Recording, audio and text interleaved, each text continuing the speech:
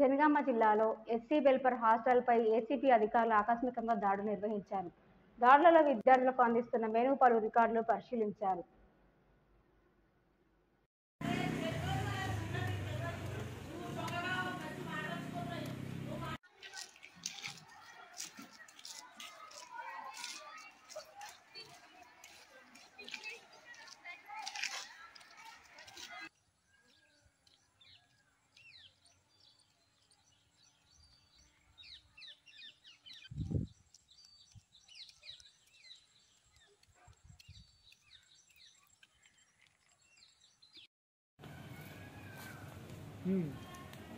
ఏం పేరు బిట్టూరు.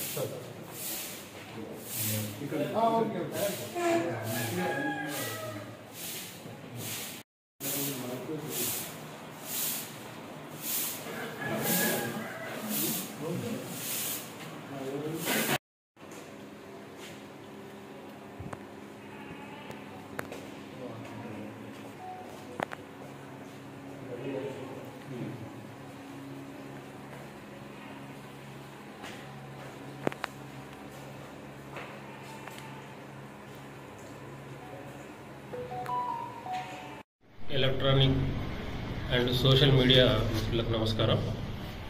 ఈరోజు మా డీజీ గారి ఆదేశాల మేరకు జనగామ జిల్లాలో జనగామ టౌన్లో SC girls pre and post హాస్టల్లో తనిఖీలు చేయడం జరిగింది. ఈ తనిఖీలలో ముఖ్యంగా మేము ఈ హాస్టల్ ప్రిమిసెస్ హైజీనిక్ కండిషన్లో ఉందా, తర్వాత సరుకులు ఎలా నాణ్యత ఉన్నాయా, తర్వాత బాత్రూమ్లు ల్యాబరేటరీస్ అవన్నీ క్లీన్గా పెడుతున్నారా లేదా, పిల్లలకు పెట్టే భోజనం నాణ్యత ఎంతవరకు ఉన్నది అనే యాంగిల్లో మేము తనిఖీలు చేశాము. అలాగే హాస్టల్ రిజిస్టర్తో పాటు రిజిస్టర్లో ఉన్నటువంటి అటెండెన్స్కి, తర్వాత ఫిజికల్గా ఉన్న అటెండెన్స్కి కూడా మేము తనిఖీలు చేశాము. అయితే మా తనిఖీల్లో ప్రస్తుతానికి తెలియదు ఏంటంటే అటెండెన్స్లో 110 మెంబర్స్ వరకు చూపెట్టారు. ఓవరాల్గా నైట్ 73 మెంబర్స్ చూపెట్టారు. ఫిజికల్గా చెక్ చేస్తే మాత్రం 60 వరకే ఉన్నారు.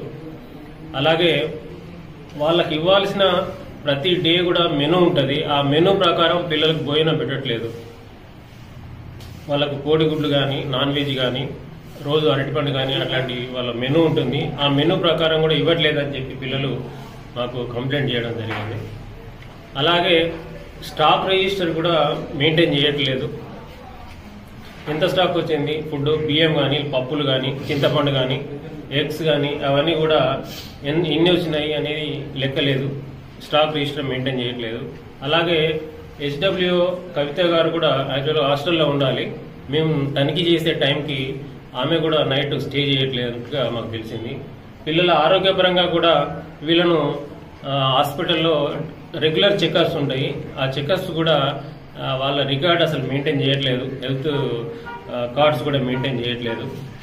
అలాగే కూడా రికార్డు కూడా మొత్తం సరిగా మెయింటైన్ చేయనట్టుగా మాకు తెలుస్తున్నది. ఇంకా తనిఖీలు చేస్తున్నాము. ఇంకా వివరాలు పూర్తి అయిన తర్వాత మళ్ళీ మీకు చెప్తాం.